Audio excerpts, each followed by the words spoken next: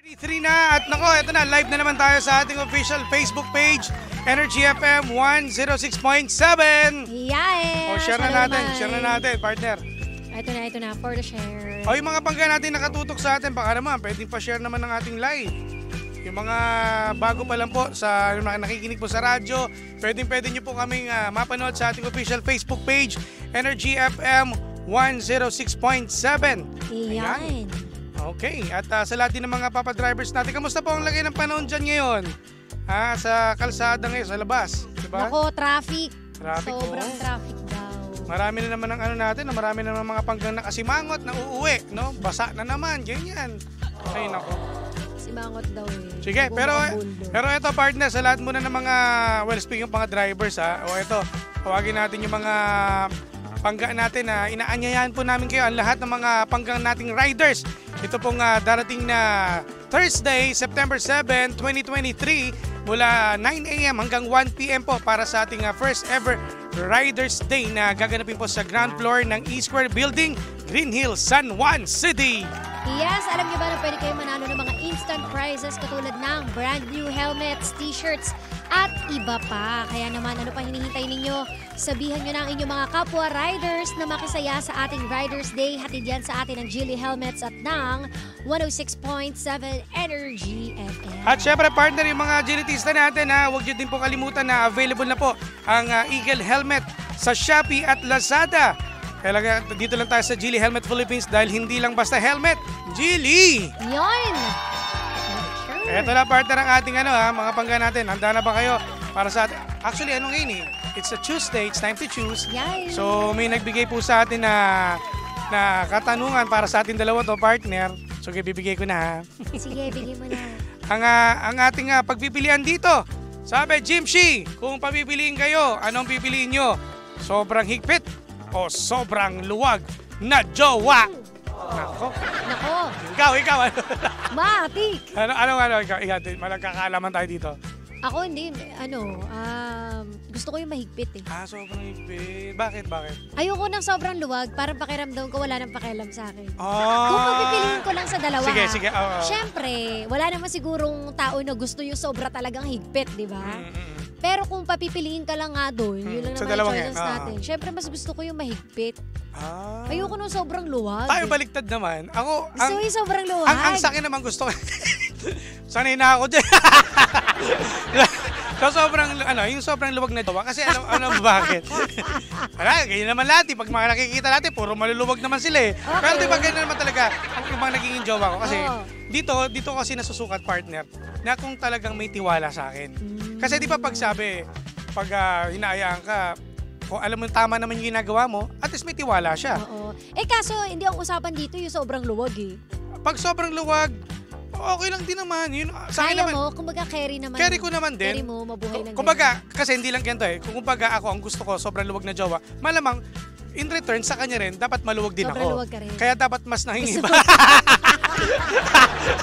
Alam mo, ang pangat natin. Basta maluwag na lang. Yun. Ako kasi gusto ko talaga yung mahigpit. Mahigpit. Sasabihin ko na yung isa. Nakikita ko na eh. Nakikita ko sa buka ng bibig mo eh. Pero yung sa akin naman, di ba ganun naman, hindi naman ako yung, kumbaga hindi lang naman siya yung dapat maluwag sa akin.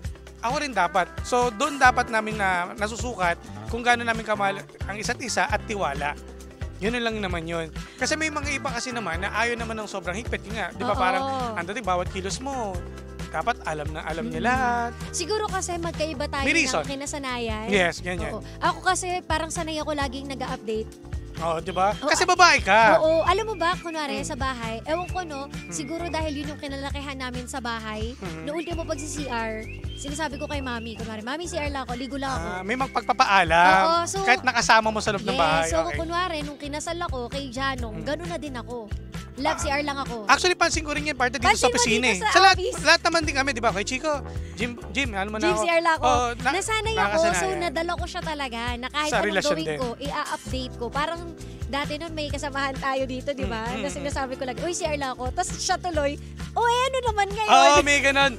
Kasi yun yung mga tao naman na alam mo na hindi sanay sa ganun. Oo. No, di ba? Parang kasi kapag mag-CR ka, lalabas ka lang, mag-excuse ka lang, hindi yung parang full details pa na, oh, share lang ako kasi ano na ako eh. Ganun ako, nasanay ako na kailangan kong sabihin na pag nawala ako sa presensya mo, sasabihin ko sa'yo. Na, oy, doon lang ako sa media room. Di ba ganun ako lagi pag aalis Pansin ko, sa lahat dito, sa lahat ng empleyado. Pero, si Janong, ganun ba siya kay Ganun Pet? na rin siya. So, Nasanay pero na siya. before, Hindi siya ganun. So, parang maluwag lang siya sa'yo. Ako baga may tiwala naman siya sa'yo. Ganun. Ay, hindi. Diyan sa parte Oo, niya. hindi? Ay, ano ka? Ano simula naging kayo, mahigpit na siya. Mahigpit yun. Pero akala ko yung sa paalam, yung sa papaalam, ganun na siya talaga. Yung inaway na ano, kung maluwag ba siya sa'yo sa lahat? Hindi talaga. Alam mo kami, depende toxic kami dati. Siguro partner, depende rin kasi siguro. Depende kasi kami sa mga tagal ng pagsasama ninyo. Tsaka kasi kami mga lalaki, di ba, alam din naman namin, diba, nagka-jowa ako, na alam ko na mapagkakatiwala siya, nagiging maluwag ka. Oo. Di ba? Pero alam mo pasaway, maghihigpit ka. Yun naman yung nagiging reason. Pag nakita mo, eto, pag nalasing to, naku, nagwawala to. Kaya ka mabawalan. Kaya nagiging mahigpit. So, alam mo, wala naman masama sa dalawa eh. Kung mahigpit ka o maluwag, basta yung may reason kung bakit ka naging mahigpit. Correct. At may reason din kung bakit naging maluwag ka. Totoo. Diba? At huwag ka masasaktan kapag pinagbawalan ka sa isang bagay na ikaw rin naman ang dahilan kung bakit ipinagbabawal sa'yo yun. Kung meron kang history, di ba, yung mga nangyari sa'yo. Diba? At syempre naman, bilang naman kaming mga lalaki na alam namin kapag nakainom yung jowa namin kung saan gumugulong, di ba, at hindi na alam paano pa uwi, syempre, hindi na mauulit yan. Hindi ka na talaga uulit. Ganun din naman kayo mga babae sa amin. Kapag halimbawa, ng babae kami, hindi na mawawala sa isipan nyo, nahigpitan kami dahil baka maulit pa. Ay, oo naman. Talaga. Ganun lang yun.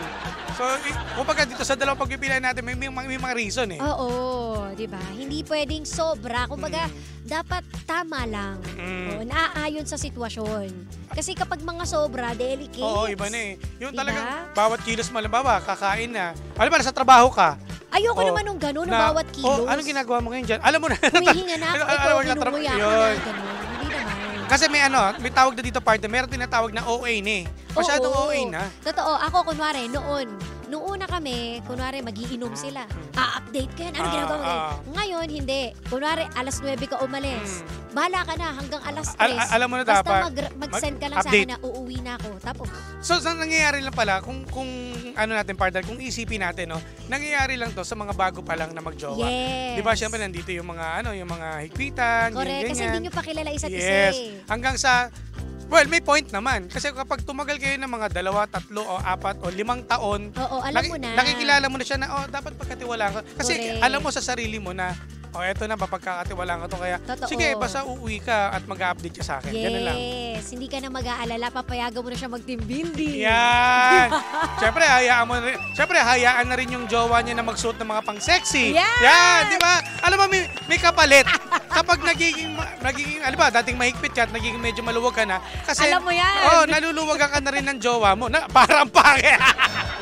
Parang pangit. Niluluwagan na ako. Yung mga...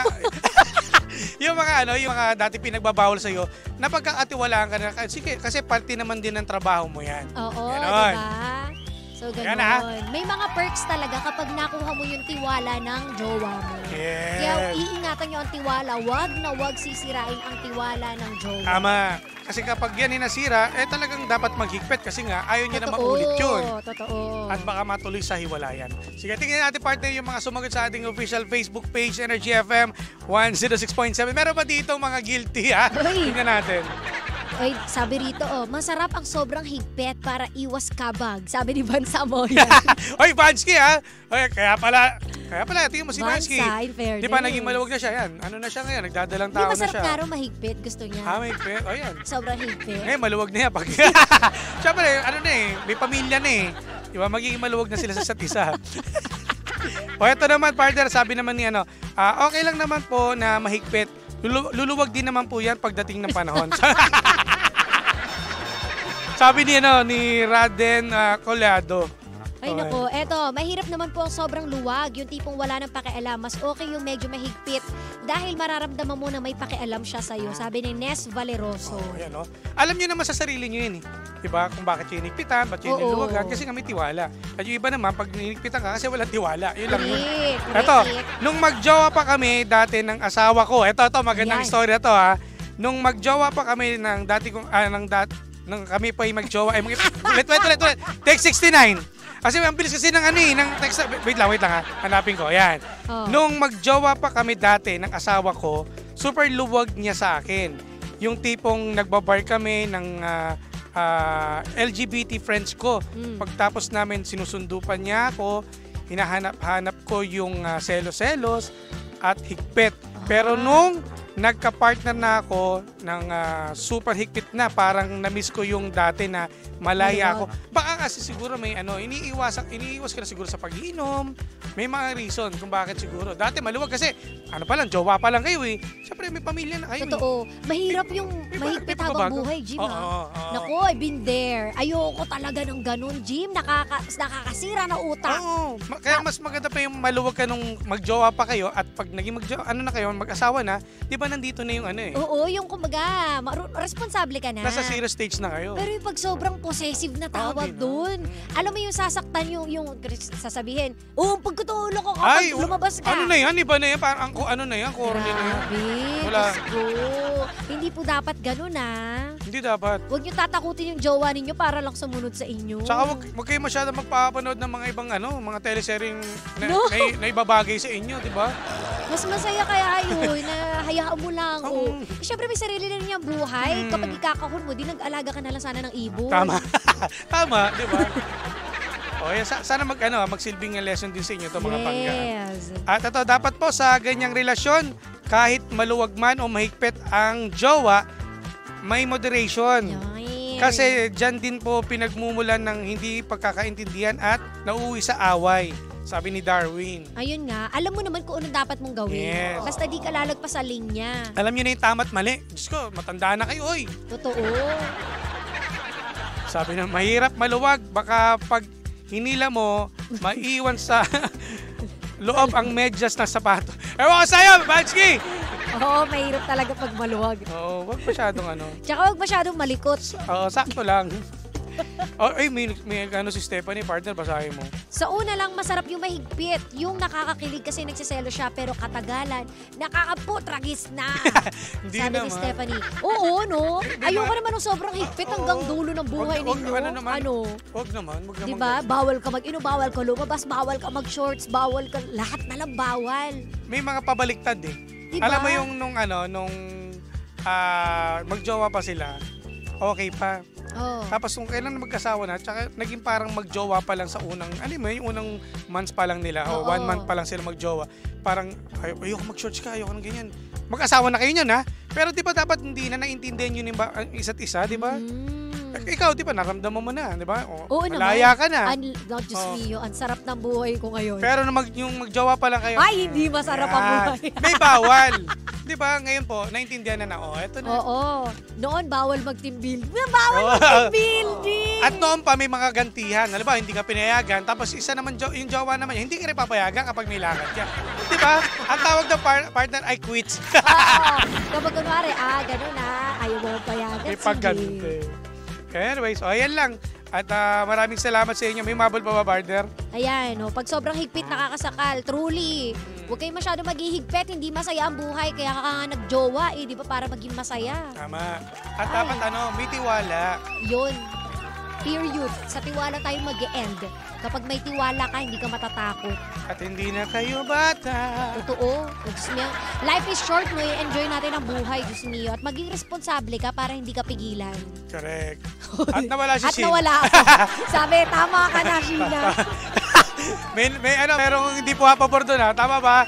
Amit, no? Parang ayaw ni Opo, yung Amit. mga lalaki.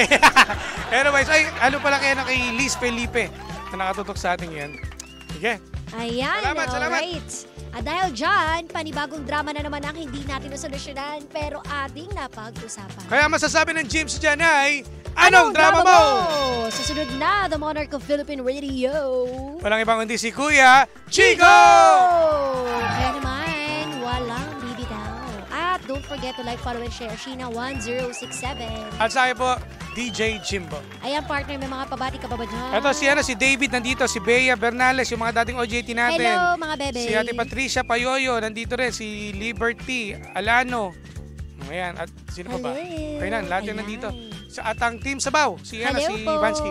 Hi, Vansky. At dahil dyan kami, exit na mga pangga. Maraming salamat sa inyong lahat na kasama't nakapili ninyo nag-iisang pabebot na si Sheena. At ang inyong Jimbalicious DJ, ako po si Jimbo. Dito lang yan sa programang Anong Drama Mo? The number 106.7 Energy FM. Bangga, huwag mo sabihing radyo, sabihin mo!